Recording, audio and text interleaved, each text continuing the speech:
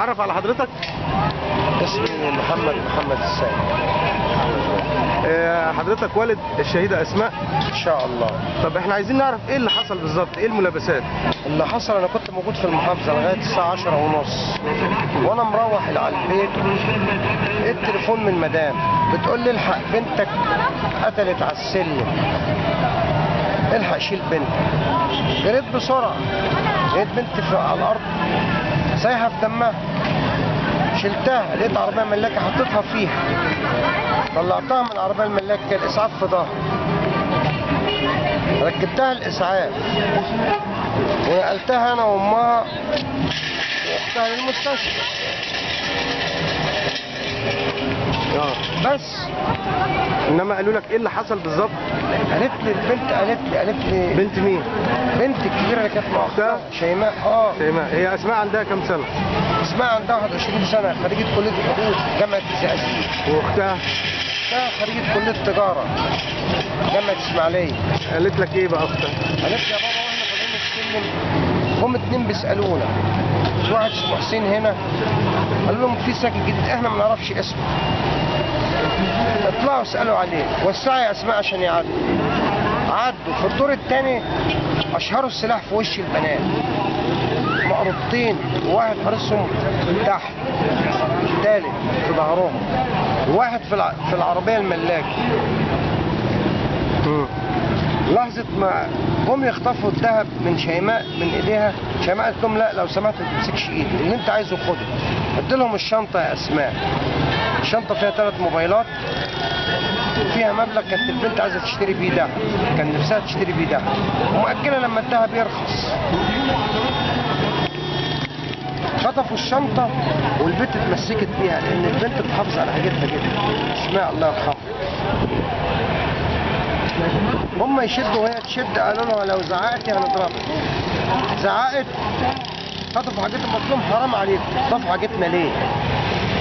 راح الولد خلص عليها البلطجي بالمعروف، ضربها بالمعروف. رحت لقيت بنت سايحه في دمها، شلتها زي ما قلت لحضرتك كده وركبتها الاسعاف، وصلت بيها المستشفى، توفاها الله الساعه 5:30 الصبح، كان يوم 2. يعني حضرتك شلتها وكانت لسه عايشه؟ عايشه وفيها الروح، بتتألم من اثار الضرب. الضربه جت فين بالظبط؟ في صدرها، منطقه قريبه من القلب.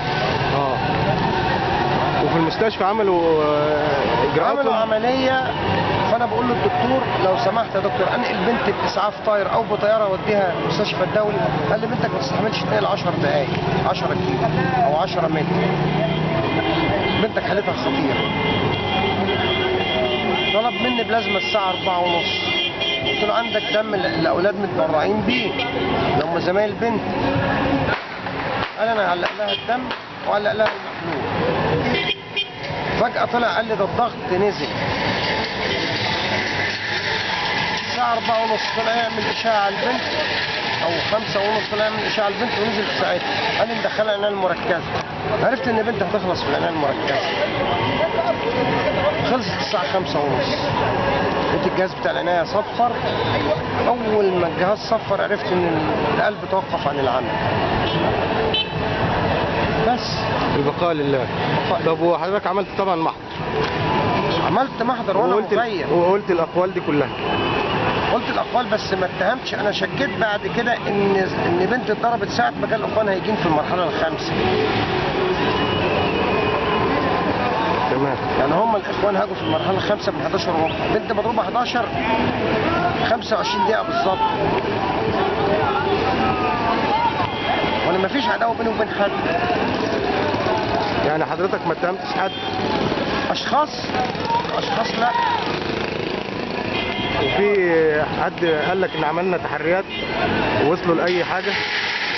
هو ما فيش حاجه لسه ظهرت لغايه دلوقتي، بس انا حاسس داخلي كده ان شاء الله ان العيال ده هتيجي 10 ايام.